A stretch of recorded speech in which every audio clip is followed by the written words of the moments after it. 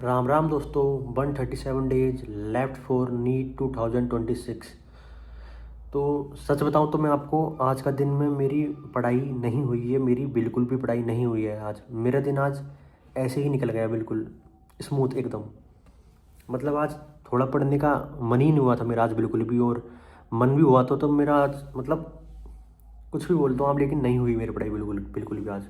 Honest रहूँगा मैं, बिल्कुल झूठ नहीं बोलूँगा कि मैं पढ़ा था नहीं पढ़ा था।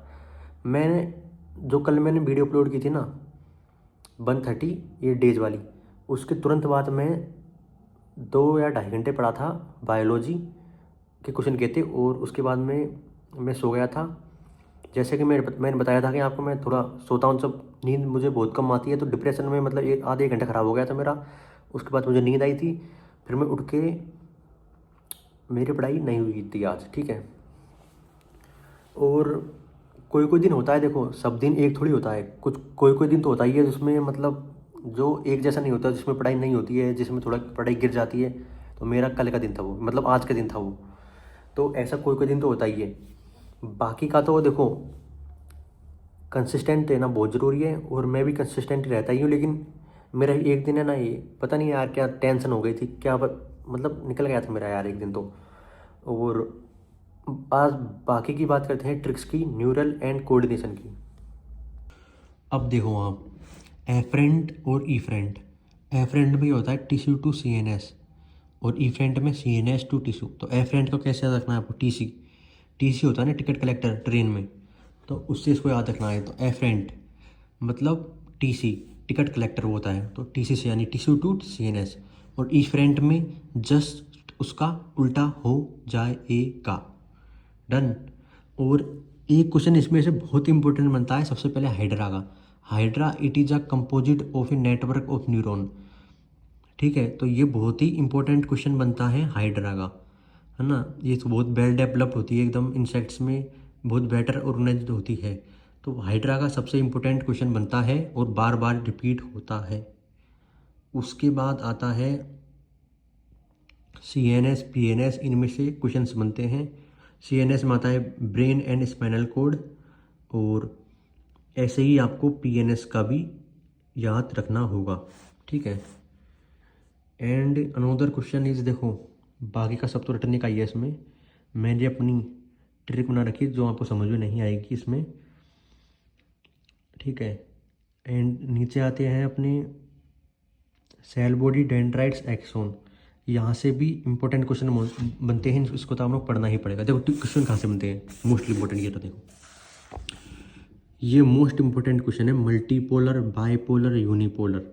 तो देखो आपको याद रखना है, मल्टीपोलर का स्टार्टिंग ले लो मल, तो उसका स्टार्टिंग ले लो सर भी, सेरिब्रल का सर, तो मल सर।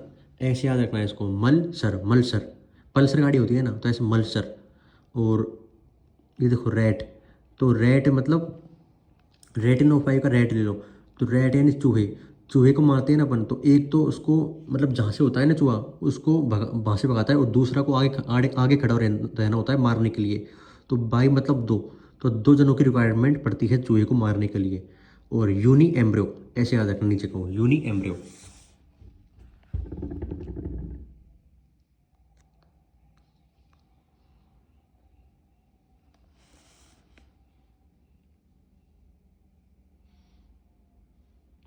सचमान सेल भी बहुत इंपॉर्टेंट है का।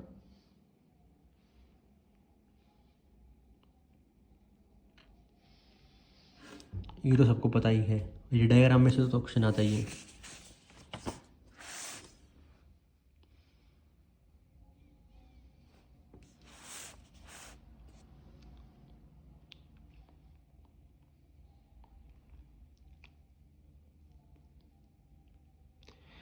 इलेक्ट्रिकल केमिकल स्नैप्स, देखो इसमें ज़्यादा कुछ है नहीं है ट्रिक बताने का, इसलिए मैं नहीं बता रहा हूँ।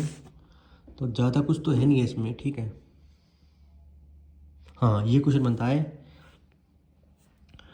आउटर लेयर, मिडल लेयर और इनर लेयर, ठीक है। तो पैड से याद रखना आपको, pad, P A D, pad, inner middle outer.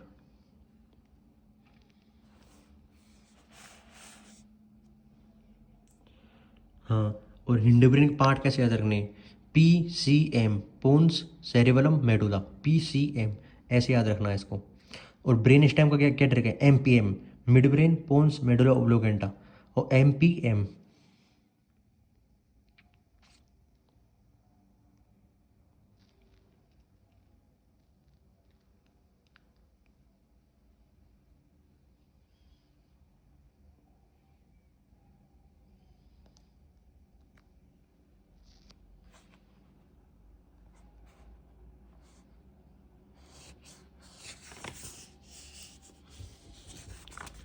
इसमें कुछ है नहीं है ट्रिक बताने का ज़्यादा यार, ये तो ठीक है थे अपने।